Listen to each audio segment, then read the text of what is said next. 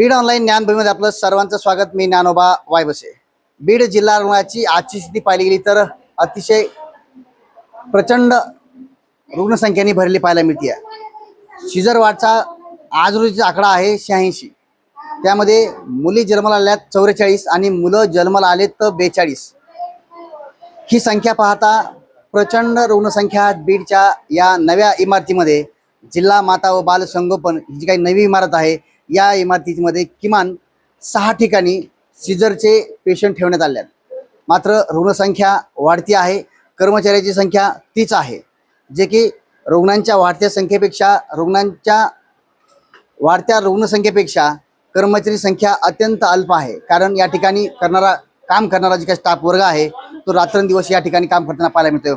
मी या सीझर वार्डमध्ये आहे। सध्या या ठिकाणी जे काही कर्मचारी आहेत ते रात्रंदिवस याच ठिकाणी अशाच पद्धतीमध्ये रात्रंदिवस काम करताना पाहायला मिळत आहेत, जेणेकरून राज्य सरकार असेल, आरोग्य विभाग असेल, जिल्हा शल्य चिकित्सक असतील आणि विशेषतः बीड जिल्ह्याचे जिल्हाधिकारी असतील यांनी याकडे विशेष लक्ष देण्याची गरज आहे। कारण रुग्णसंख्या मोठ्या प्रमाणावर सध्याच्या स्थितीमध्ये आहे, येणाऱ्या अडचणी तेवढ्याच प्रमाणामध्ये वाढत आहेत।